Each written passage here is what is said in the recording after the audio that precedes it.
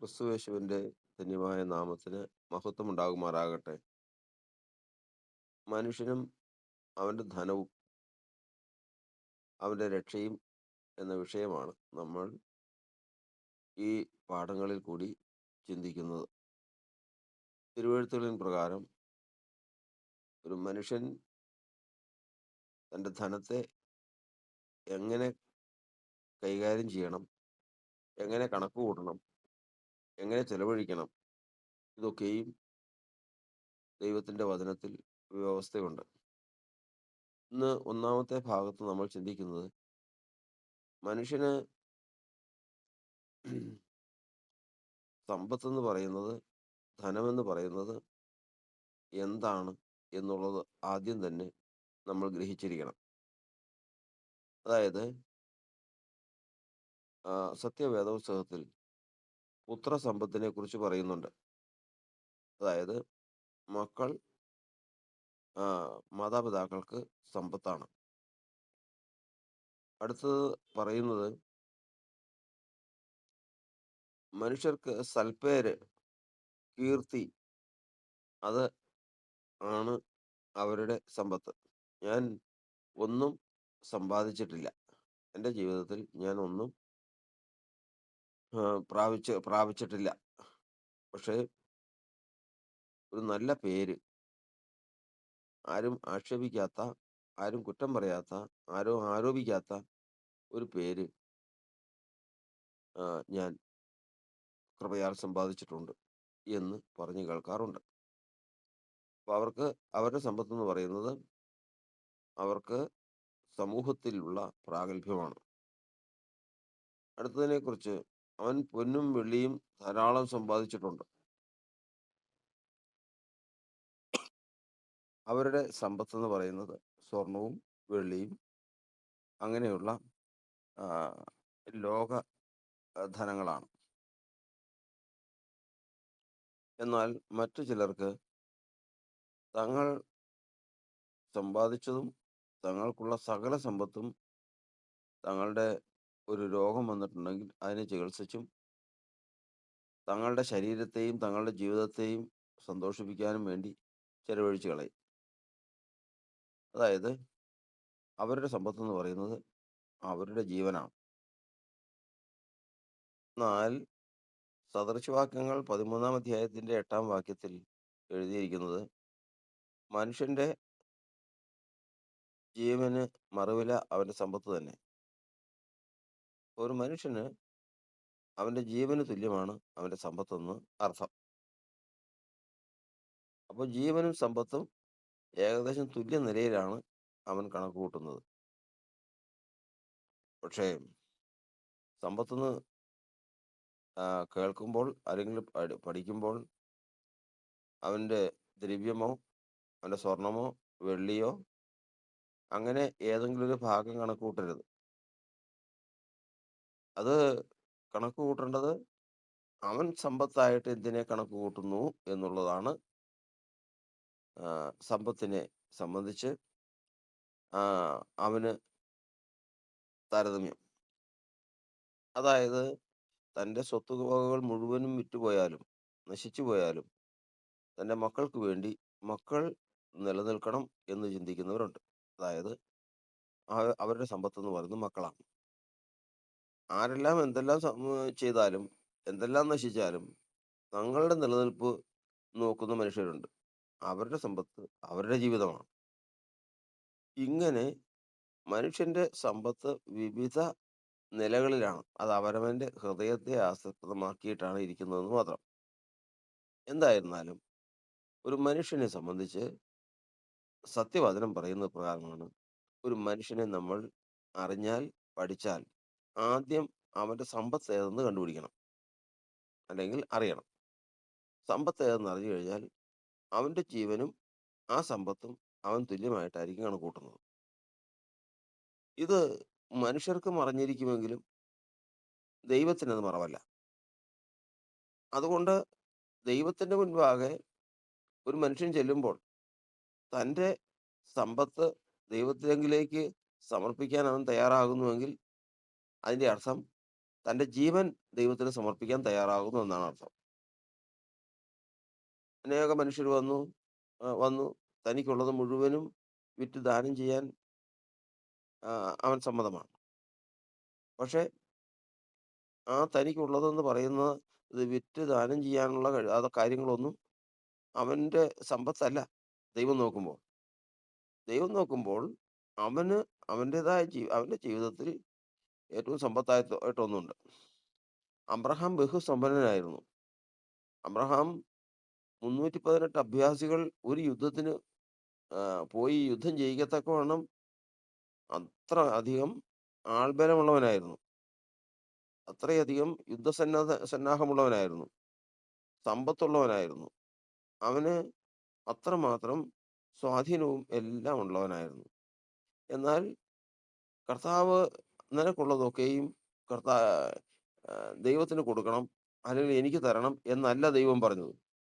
ദൈവം അബ്രഹാമിനെ നോക്കുമ്പോൾ അബ്രഹാമിന് 318 അഭ്യാസികളോ, ഇനി അതല്ല 1000 അഭ്യാസികളോ, അവന് എന്തെല്ലാം സ്വത്തുണ്ടോ, അവന് എന്തെല്ലാം സ്വാധീനമുണ്ടോ, എത്രയേറെ മനുഷ്യരുണ്ടോ, അവൻ ഏതെല്ലാം രാജാവിന്റെ അടുക്കൽ ഇതുണ്ടോ, ഇതൊന്നും അബ്രഹാമിന് സമ്പത്തായിട്ട് കാണുന്നില്ല. അബ്രഹാമിന് സമ്പത്തായിട്ട് ഇന്ന് കാണുന്നത് തന്റെ മകനായ ഇസ്ഹാക്കാണ്. അതാണ് കർത്താവ് അവിടെ കൽപ്പിക്കുന്നത്. നീ നീ സ്നേഹിക്കുന്ന നിന്റെ മകൻ ഇസ്ഹാക്കിനെ മോറിയ മലയിൽ കൊണ്ടുപോയി യാഗം കഴിക്കണം. അതായത് ഇപ്പോൾ പറഞ്ഞതനുസരിച്ച് നിന്റെ ജീവനെ എനിക്ക് തരണമെന്ന് അതിനർത്ഥം നിന്റെ ജീവനെ എനിക്ക് തരണം. ദൃശ്യവാക്യങ്ങൾ 13-ാം അധ്യായത്തിന്റെ 8-ാം വാക്യത്തിൽ വായിച്ചല്ലോ, മനുഷ്യന്റെ ജീവനും മറുവില അവന്റെ സമ്പത്താണ്. അവന്റെ സമ്പത്തായിട്ട് കണക്ക് കൂട്ടുന്നത്, അവൻ കണക്ക് കൂട്ടിയിരിക്കുന്നത് അവന്റെ ജീവന് തുല്യമാണ്. അതുകൊണ്ട് അബ്രഹാമിന് സമ്പത്തായിട്ട് കണക്ക് കൂട്ടിയിരിക്കുന്നത്, അബ്രഹാമിന്റെ സമ്പത്ത് എന്ന് പറയുന്നത് ആ മകനാണ്. ബാക്കി ആര് മരിച്ചാലും അവന് ബാക്കിയുള്ള എല്ലാവരും മരിക്കുന്ന പോലെയല്ല. ആ മകനെയാണ് തന്റെ ജീവന് തുല്യമാണ്. അപ്പോ അതിനെയാണ് കർത്താവ് ചോദിച്ചിരിക്കുന്നത്. അതിന്റെ അർത്ഥം മറ്റൊരു അർത്ഥത്തിൽ ഇപ്പോൾ പഠിച്ചത് ഇതിൽ പറയുകയാണെങ്കിൽ, അബ്രഹാമിന്റെ ജീവനെയാണ് കർത്താവ് ചോദിച്ചിരിക്കുന്നത്. അബ്രഹാം മടിച്ചില്ല. അബ്രഹാം അതിന് തയ്യാറായി പോയി. ആ യാഗത്തിന് വേണ്ടി ഒരുങ്ങി. യാഗം കഴിക്കുമെന്ന് ഉറപ്പായപ്പോൾ ദൈവം തടഞ്ഞു. ആ യാഗം കഴിക്കാതെ വണ്ണം കാത്തു. അതുകൊണ്ടാണ് അപ്പോസ്തലനായ പൗലോസ് കൊരിന്ത്യർക്ക് ലേഖനം എഴുതുമ്പോൾ ഇപ്രകാരം പറഞ്ഞിരിക്കുന്നത്, നിങ്ങൾക്കുള്ളതിനെയല്ല ഞാൻ കാംക്ഷിക്കുന്നത്, നിങ്ങളെയാണ് ഞാൻ കാംക്ഷിക്കുന്നത്. നിങ്ങൾക്ക് എന്തെല്ലാം ഉണ്ടോ അത് എനിക്ക് തരണം എന്ന് ഞാൻ പറയുന്നില്ല, നിങ്ങളെ എനിക്ക് തരണമെന്നാണ്. അതായത് നിങ്ങളെങ്ങനെ തരും? നിങ്ങളെ തരുന്നതിന് തുല്യമാണ് നിങ്ങളുടെ സമ്പത്ത്. അപ്പോൾ നിങ്ങൾ സമ്പത്തായിട്ട് കണക്ക് കൂട്ടിയിരിക്കുന്നത് ഏതാണ്? അതാണ് ദൈവത്തിന് വേണ്ടത്. ദൈവത്തിന് വേണ്ടത് അതാണ്. അതാണ് ഒരു മനുഷ്യൻ ദൈവത്തിന്റെ അടുക്കൽ ചെല്ലുമ്പോൾ എന്തെല്ലാം ദൈവത്തിന് കൊടുത്താലും തന്നെ തന്നെ കൊടുക്കുന്നതാണ് ദൈവത്തിന് മുമ്പാകെ ഏറ്റവും ശ്രേഷ്ഠമെന്ന് നമ്മൾ ആദ്യമേ കരുതണം. ഇത് മനുഷ്യ ജീവിതത്തിലെ ഒരു പരീക്ഷയാണ്. ഈ പരീക്ഷയിൽ ഒരു മനുഷ്യൻ പാസ്സായാൽ അവൻ വേറൊരു പദവിയിലേക്ക് നീങ്ങുകയാണ്. അവരെ സംബന്ധിച്ചാണ് വചനം പറയുന്നത്, നീ എനിക്ക് വിലയേറിയവനും മാന്യനുമാണ്. അപ്പോൾ അവരുടെ പേരെന്താ? അതായത് തൻ്റെ പ്രാണനെ ത്യജിച്ച ജനം എന്നാണ് വചനം പറയുന്നത്. തങ്ങളുടെ പ്രാണനെ ത്യജിച്ച ജനം. ഇങ്ങനെ തങ്ങളുടെ ജീവനെ ആ, ദൈവത്തിന് കൊടുക്കുവാൻ ഒരു മനുഷ്യൻ തയ്യാറായെന്നും ആ മനുഷ്യൻ ആ പരീക്ഷയിൽ വിജയിച്ചെന്നും വന്നാൽ പിന്നീടുള്ള അവൻ്റെ ജീവിതം വേറൊരു നിലയിലാണ്. അവൻ ദൈവത്തിന്റെ സ്നേഹിതൻ എന്നുള്ള പദവിയാണ് പിന്നെ അവനുള്ളത്. അതുവരെയും ദൈവത്തിന്റെ ദാസൻ, ദൈവത്തിന്റെ അങ്ങനെ പല വിധത്തിൽ ദൈവം അവനെ ദൈവത്തിന്റെ മകനായിട്ട് കണക്ക് കൂട്ടും. ദൈവം തന്നെ ഉപയോഗിക്കുന്ന ദൂതനായിട്ട് കണക്ക് കൂട്ടും. പല തരത്തിൽ മനുഷ്യനെ കണക്ക് കൂട്ടുമെങ്കിലും ഈ ഒരു പദവി കഴിഞ്ഞാൽ, അതായത് തൻ്റെ ജീവനെ ദൈവത്തിന് വേണ്ടി കൊടുക്കും എന്ന് കണ്ടാൽ, ആ സമയം മുതൽ അവൻ ദൈവത്തിന്റെ മുൻപാകെയും ദൈവസഭയുടെ മുൻപാകെയും ഏറ്റവും ശ്രേഷ്ഠമായിട്ടൊരു സ്ഥാനത്തേക്ക് മാറുകയാണ്. ആ സ്ഥാനത്തെക്കുറിച്ചാണ് നമുക്കിന്ന് ഒരു വചനഭാഗം നമുക്ക് വായിക്കാം. അതായത് ആദിമ കാലത്ത്, അതായത് സഭ രൂപാന്തരപ്പെട്ടു വരുന്ന കാലത്ത്, അപ്പോസ്തോലിക ഉപദേശത്താൽ ദൈവസഭ രൂപപ്പെട്ടു വരുന്ന ഒരു കാലത്ത് ഒരു സംഭവം ഉണ്ടായി. അവിടെ സഭകളില് ആഹ്, സഭ നടന്നു പോകുമ്പോൾ ചിലര് ഒരു ഉപദേശം കൊണ്ടുവന്നു. അതായത് നമ്മളിങ്ങനെ സഭയായിട്ട് പോകുന്നു എന്നുള്ളത് ശരി തന്നെയാ. പക്ഷേ മോശെ മുഖാന്തരം ദൈവം കൽപ്പിച്ച ന്യായപ്രമാണത്തിലെ കൽപ്പനകൾ അനുസരിക്കാത്തിടത്തോളം കാലം നമുക്ക് രക്ഷ പ്രാപിപ്പാൻ കഴിയില്ല. അതുകൊണ്ട് അതും കൂടി അനുസരിക്കണമെന്നൊരു തർക്കം വന്നു. അപ്പൊ ക തർക്കമായി. അപ്പൊ പിന്നെ വീണ്ടും പഴയത് തന്നെ വീണ്ടും വരുമെന്നർത്ഥം. അത് യാഗങ്ങള്, ദിവസങ്ങൾ, ആണ്ടുകൾ, കാലങ്ങൾ, പരിച്ഛേദന, ഇങ്ങനെ എണ്ണി എണ്ണിയാൽ തീരാത്ത തരത്തിലുള്ള ചട്ടങ്ങളും വിധികളും എല്ലാം ആഹ്, തങ്ങളുടെ ജീവിതത്തിലേക്ക് വീണ്ടും വരണം എന്ന് ദൈവത്തിന്റെ സഭ കേട്ടപ്പോ അവര് ആഹ്, ചിന്തിച്ചു പോയി. എന്ത് ചെയ്യും? കാരണം ഇത് യഹൂദന്മാർക്ക് അനുസരിക്കാൻ കഴിഞ്ഞിട്ടില്ല. അത് നമ്മുടെ നമ്മള് അനുസരിക്കണമെന്ന് പറയുമ്പോൾ എന്തായിരിക്കും സ്ഥിതി എന്ന് അവര് ചിന്തിക്കുമ്പോ അപ്പോസ്തലന്മാരെല്ലാവരും കൂടി ഒരു ചിന്ത കൊണ്ടുവന്നു. പ്രാർത്ഥിച്ച് അവരൊരു തീരുമാനമെടുത്തു. ഈ തീരുമാനമെടുത്തതിന് ശേഷം വേണ്ട, ഇങ്ങനെ ന്യായപ്രമാണത്തിൽ പറഞ്ഞിരിക്കുന്ന അക്ഷരത്തിന്റെ ശുശ്രൂഷകളിൽ പെട്ടിരിക്കുന്ന ഒരു കാര്യങ്ങളും ചെയ്യണ്ട. 4 കാര്യങ്ങൾ മനുഷ്യൻ ദൈവസഭ ഒഴിഞ്ഞിരുന്നാ മതി. അതായത് വിഗ്രഹാർപ്പിതം, വിഗ്രഹത്തിന് മുമ്പിൽ വെച്ചത് കഴിക്കരുത്. ശ്വാസം മുട്ടി ചത്തത്, കഴുത്ത് കുടുങ്ങി ശ്വാസം ഉള്ളിൽ പെട്ടുപോയി ചാവുന്ന ജീവികള്, പരസംഗം, വ്യഭിചാരം മുതലായിട്ടുള്ള അന്യജഡത്തെ സംബന്ധിച്ചുള്ള വിഷയങ്ങൾ, രക്തം, ഒരു ജീവിയുടെയും രക്തം മനുഷ്യൻ ഭക്ഷിക്കരുത്. ഇത്രയും കാര്യങ്ങൾ സൂക്ഷിച്ചാൽ മതി. ഈ കാര്യങ്ങൾ നിങ്ങൾ സൂക്ഷിച്ചാൽ മതി. വേറെ നിങ്ങൾ യാഗത്തിനും പോകണ്ട, മറ്റുള്ള പ്രമാണങ്ങൾക്കും ഒന്നിനും പോകണ്ട എന്ന് അവര് കൂടി തീരുമാനിച്ചു. തീരുമാനിച്ചതിന് ശേഷം ഈ തീരുമാനം ചെന്ന് അറിയിക്കണമല്ലോ. സഭയെ അറിയിക്കാൻ അപ്പോസ്തലന്മാര് 2 പേരെ നിയോഗിക്കുകയാണ്. ആ നിയോഗിക്കുന്ന ആരൊക്കെയാന്ന് അറിയാമോ? അപ്പോസ്തലനായ പൗലോസും ബർന്നബാസും അതിന് യോഗ്യരായിട്ട് കണ്ട് അവരെ അയക്കാൻ പോവാ. അവരുടെ യോഗ്യതയെക്കുറിച്ച് നമ്മൾ അപ്പോസ്തലപ്രവൃത്തിയുടെ പുസ്തകം ആഹ്, 15-ാം അധ്യായത്തിന്റെ 25-ാം വാക്യത്തിൽ എഴുതിയിരിക്കുന്നത്. ഞങ്ങൾ ചില പുരുഷന്മാരെ തിരഞ്ഞെടുത്ത് നമ്മുടെ കർത്താവായ യേശുക്രിസ്തുവിന്റെ നാമത്തിന് വേണ്ടി പ്രാണത്യാഗം ചെയ്തവരായ നമ്മുടെ പ്രിയ ബർന്നബാസോടും പൗലോസോടും കൂടെ നിങ്ങളുടെ അടുക്കൽ അയക്കണമെന്ന് ഞങ്ങൾ ഒരുമനപ്പെട്ട് നിശ്ചയിച്ചു. ഈ ദൂതുമായിട്ട്, ഈ പ്രമാണവുമായിട്ട് ദൈവത്തിന്റെ സഭയിലേക്ക് പോകുവാൻ ദൈവസഭ അപ്പോസ്തലന്മാർ തിരഞ്ഞെടുത്ത 2 പാത്രങ്ങളാണ് പൗലോസും ബർന്നബാസും. അവരുടെ പ്രത്യേകത എന്നറിയാമോ? അവരുടെ യോഗ്യത എന്നറിയാമോ? അവരുടെ സർട്ടിഫിക്കറ്റ് എന്ന് പറയുന്നത് കർത്താവായ യേശുക്രിസ്തുവിന്റെ നാമത്തിന് വേണ്ടി പ്രാണത്യാഗം ചെയ്തവരാ. എന്ന് പറഞ്ഞു കഴിഞ്ഞാൽ പ്രാണം പ്രാണത്യാഗം ചെയ്യുമെന്ന് പറഞ്ഞാൽ മരിച്ചവരെന്ന് ആണോ അർത്ഥം? അല്ല, അവരിപ്പോഴും ജീവിച്ചിരിപ്പുണ്ട്. അവരുടെ കയ്യിലല്ലേ ദൂതയക്കാൻ പോകുന്നേ. അപ്പൊ പിന്നെ അവരെന്ത് ചെയ്തതാ? ഇത് മുമ്പ് പറഞ്ഞതുപോലെ തങ്ങളുടെ ജീവൻ, തങ്ങളുടെ പ്രാണൻ കർത്താവിന്റെ നാമത്തിന് വേണ്ടി ത്യജിക്കാൻ തയ്യാറായെന്ന്, ത്യജിക്കാൻ തയ്യാറാണെന്ന്, അല്ലെങ്കിൽ ത്യജിക്കുമെന്ന് ദൈവത്തിന് ബോധ്യപ്പെട്ട് ആ ബോധ്യം സാക്ഷ്യം മുഖാന്തരം ദൈവത്തിന്റെ സഭയെ, ദൈവത്തിന്റെ ദാസന്മാരെ അറിയിച്ചിട്ടുള്ളതാ. അത് ആർക്കും തർക്കമില്ലാത്ത കാര്യാ. അതുകൊണ്ട് ഇന്ന് ദൈവത്തിന്റെ വചനം ഇന്ന് ദൈവത്തിന്റെ സഭയെ അറിയിക്കാൻ പോകുമ്പോൾ അതിന് ഉത്തമന്മാരായിട്ടുള്ള ആളുകളെ തിരഞ്ഞെടുത്തപ്പോ ഈ 2 പേര് വേണം. 2 പേരെ അയക്കണം. അയക്കുന്നവരാരായിരിക്കണം? കർത്താവിന്റെ നാമത്തിന് വേണ്ടി പ്രാണത്യാഗം ചെയ്തവരായിരിക്കണം. അങ്ങനെയുള്ളവരാരാ ഉള്ളത്? അപ്പോസ്തലനായ പൗലോസും ബർന്നബാസും ഉണ്ട്. അവരെ അയക്കാനിടയായിത്തീർന്നു. ഒരു മനുഷ്യ ജീവിതത്തിൽ തങ്ങളുടെ സമ്പത്ത് തങ്ങളുടെ സമ്പത്ത് എന്ന് പറയുന്നത് തങ്ങളുടെ ജീവന് മറുവിലയാണ്. തങ്ങളുടെ ജീവന് മറുവിലയായ സമ്പത്ത് എന്തോ അത് ദൈവത്തിന് മുമ്പാകെ ഉണ്ട്. അത് എല്ലാവർക്കും ഉണ്ട്. ആ സമ്പത്തിൽ ആ സമ്പത്താണ് അവന്റെ ജീവന് മറുവില. ദൈവം മനുഷ്യനെ പരീക്ഷയ്ക്ക് വേണ്ടി അനുവദിക്കുമ്പോൾ, എന്ന് പറഞ്ഞു കഴിഞ്ഞാൽ ദൈവം പരീക്ഷിക്കില്ല. പരീക്ഷയ്ക്ക് വേണ്ടി അനുവദിക്കുമ്പോൾ ആ അതിന്മേലാണ്, അതായത് അവന്റെ ജീവന് മറുവിലയായി നിൽക്കുന്ന ആ സമ്പത്തിന്മേലാണ് പരീക്ഷയും ശോധനയും വരുന്നത്. അതാണ് അതാണ് മനുഷ്യൻ തയ്യാറാകേണ്ടത്.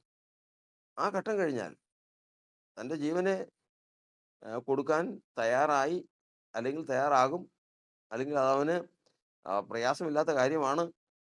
അത് ദൈവത്തിന് മുമ്പാകെ അവൻ സമർപ്പിച്ചതാണ്, അവൻ ത്യജിച്ചതാണ് എന്ന് ദൈവത്താൽ ഒരു സാക്ഷ്യം പ്രാപിച്ചാൽ, പിന്നെ അവനെ ആത്മീയ മണ്ഡലത്തിൽ വേറൊരു നിലയിലാണ് ദൈവം ദൈവം കണക്ക് കൂട്ടുന്നതും. ദൈവത്തിൻ്റെ സഭയിൽ അവൻ്റെ സ്ഥാനം മറ്റൊരു നിലയിലാണ്. അതുകൊണ്ട് ഒരുവനെ കർത്താവ് വിളിച്ചാൽ, കർത്താവ് വിശ്വാസത്തിലേക്ക് കൊണ്ടുവന്നാൽ, അവന് ഈ ഘട്ടം വരെ കഴിയുന്നത് വരെയും അത് അവൻ്റെ ഏറ്റവും പ്രധാനപ്പെട്ട വളർച്ചയ്ക്കുള്ള സമയമാണ്. ഇതിനവൻ യോഗ്യനായി വളർച്ച പ്രാപിച്ചു എന്ന് കണ്ടു കഴിയുമ്പോൾ ദൈവം ആ സമ്പത്ത് അവനോട് ചോദിക്കും. അബ്രഹാമിനോട് പറഞ്ഞതുപോലെ 75-ാമത്തെ വയസ്സിൽ അബ്രഹാമിനെ വിളിച്ചത്, അനേക വർഷങ്ങൾ കഴിഞ്ഞ് 100-ാമത്തെ വയസ്സിലാണ് കൊച്ചുണ്ടായത്. അതിനുശേഷം കൊച്ചു പ്രായമായി. അപ്പോൾ അനേക വർഷങ്ങൾ കഴിഞ്ഞിട്ടാണ് കർത്താവ് ഈ നിലയിലേക്ക് അബ്രഹാമിനെ കൊണ്ടുവരാൻ ഉദ്ദേശിക്കുന്നത്. അബ്രഹാമിൻ്റെ മുഴു സമ്പത്തും ഒരു വ്യക്തിയിലാക്കി, ഒരു മകനിലാക്കി, അവൻ്റെ സ്നേഹം മുഴുവനും അതിലാക്കി, അവൻ്റെ പ്രതീക്ഷ മുഴുവനും അതിലാക്കി. അവനല്ലാതെ അബ്രഹാമിന് അത്രയും സന്തോഷമുണ്ടാക്കുന്ന മറ്റൊന്നുമില്ല. അത്രമാത്രം താൻ താൻ അവനെ കണ്ടുകൊണ്ട് തന്നെ നിത്യജീവിതം ദിനംപ്രതി കഴിക്കുന്നു എന്നുള്ള നില വന്നു കഴിഞ്ഞപ്പോൾ ദൈവം അത് മനസ്സിലാക്കി. ഇന്ന് അബ്രഹാമിൻ്റെ സമ്പത്ത് അബ്രഹാമിന് ഇശ്മായേലല്ല, സാറായല്ല, സമ്പത്തല്ല, കീർത്തിയല്ല, ആരോഗ്യമല്ല, തൻ്റെ ജീവൻ പോലുമല്ല, മകനാണെന്ന് മനസ്സിലാക്കി. കാരണം അബ്രഹാമിൻ്റെ ജീവനും ഈ മകനും ഒരുപോലെയാണെന്ന് മനസ്സിലാക്കി.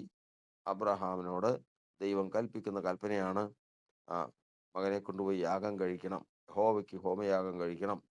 അബ്രഹാം കൊണ്ടുപോയി യാഗം കഴിക്കുമെന്ന് ഉറപ്പാക്കി. ദൈവം തടഞ്ഞു. ദൈവത്തിന് വേണ്ടി അബ്രഹാം തൻ്റെ പ്രാണനെ ത്യജിച്ചു എന്ന് സാക്ഷ്യം പ്രാപിച്ചു. അപ്പോസ്തലനായ പൗലോസും ബർന്നബാസും ദൈവത്തിൻ്റെ സഭയോട് ദൂതറിയിക്കാനുള്ള ദൈവത്തിൻ്റെ വചനം പ്രാപിച്ച് ആ ശുശ്രൂഷ നിവർത്തിപ്പാൻ പ്രാപ്തമായതുപോലെ തന്നെ ഒരു പുതിയ നിലയിലേക്ക് അബ്രഹാം പ്രവേശിച്ചു. അബ്രഹാമിൻ്റെ അന്നു മുതലുള്ള പേരാണ് ദൈവത്തിൻ്റെ സ്നേഹിതൻ. ഇതുപോലെ തന്നെ കർത്താവായ യേശുവും പറഞ്ഞു, നിങ്ങൾ എൻ്റെ കൽപ്പനകൾ അനുസരിക്കുന്നുവെങ്കിൽ നിങ്ങൾ എൻ്റെ സ്നേഹിതന്മാർ തന്നെ.